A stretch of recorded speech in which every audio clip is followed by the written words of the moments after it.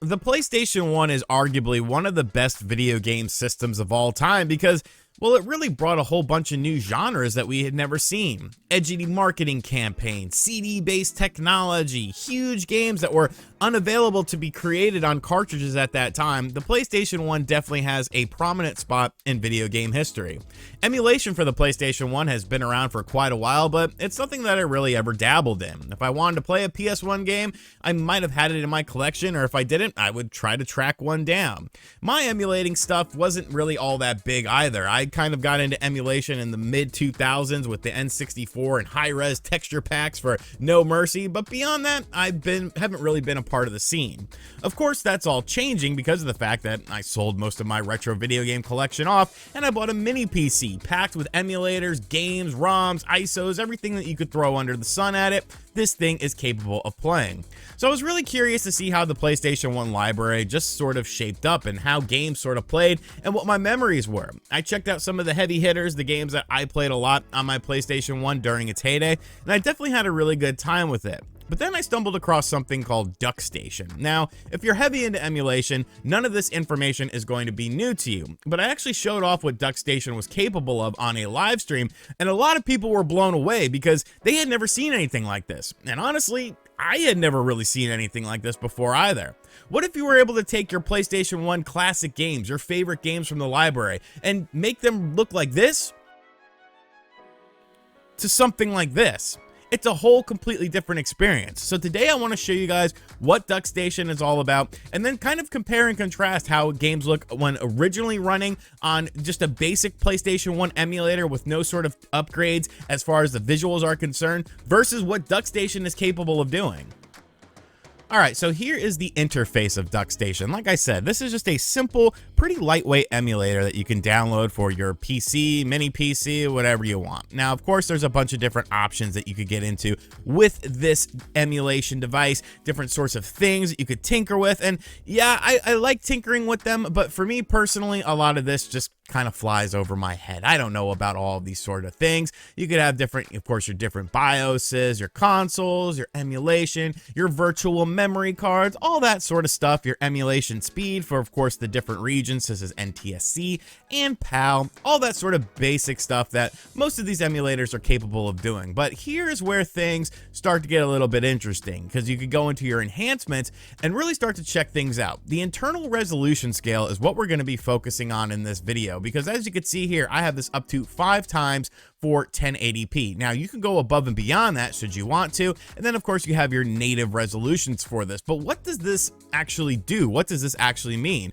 Well, this is what actually enhances all of your games in terms of visuals when it comes to the polygons as far as 3D things are concerned. I'm not going to get too technical with things because honestly, I'm not a very technical guy. I don't know how most of this stuff works. I'm just more of a practicality person.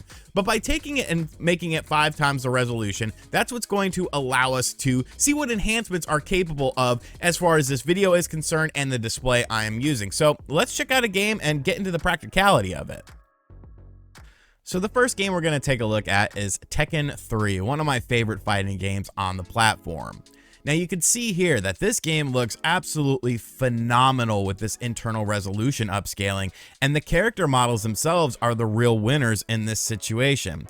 Looking at this with 5 times upscaling versus the right hand side, which is just the vanilla version of the game, you could see that there is a stark contrast between these two versions of the game, which I mean, this is all just being done via emulation. Taking a look at it here in more detail, you could see that the image on the left is a lot higher quality than the image on the right, and that is because of the internal resolution upscaling that takes these 3D polygons and just makes them look absolutely gorgeous. This is such a better way to play your PlayStation 1 games, especially on a modern television. You know, if you want to play on a CRT, I completely understand that, but if you're wanting to play your games in a modern way, this is the way to go with Duckstation. Tony Hawk 2 was another game that we took a look at in the intro of this video, and just look at Chad Muska on the left-hand side versus the right-hand side. Like, he actually looks like a person. Let's take a little image here and see just how much cleaner and crisper and how much you can define the sort of details on the character models. And that's where this really shines, is with 3D character models. And of course, you have environments that do get slightly upscaled as well. Taking a look at the gameplay footage here from the HD enhanced version being done by Duckstation, it looks a hell of a lot better. And for me personally, this won't be the case for everyone, but for me personally, it makes for a much more enjoyable experience because it kind of gives you the images of how these games looked like in your head when you were a little kid playing them on a little crappy CRT TV.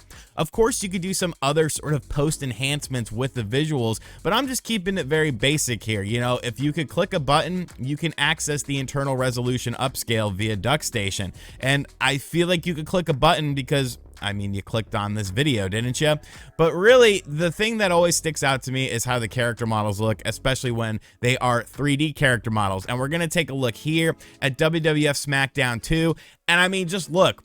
The characters actually have faces. You could recognize the faces. On the left-hand side is, of course, Duckstation. On the right-hand side is, of course, the vanilla version of the game. Let's just take a pause here and just look at the facial detail that you actually can see and actually notice. And it's so crazy to me how these visuals are pretty much just held back by sort of primitive technology that the PlayStation 1 had as far as outputting an image was concerned. You can upscale your images with things like, you know, frame meisters and of course the retro tink, and those are all fine solutions. But for me, I want to see something that actually makes things substantially better. I want to see something that actually makes things upscaled and look more gorgeous than they can in previous stuff. And it's not just 3D games that benefit from this either, because obviously I've been showing you guys pretty much all 3D games in this video. These are the 3 games that we have seen thus far as what was in the intro to compare and contrast. But even on its own,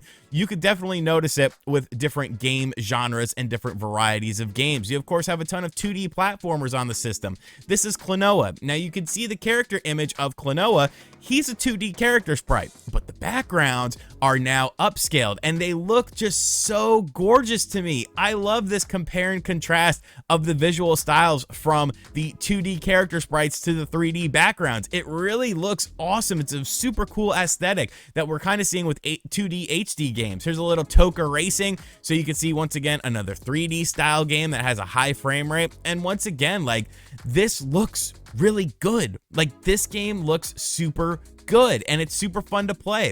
X-Men Mutant Academy, a super underrated PS1 fighting game, at least in my opinion. But look at how good this looks. Like, if you've never seen this game before, you could think that this was maybe a sort of modern indie game that just hadn't released or had came out on, you know, new platforms for like 20 bucks or something like that.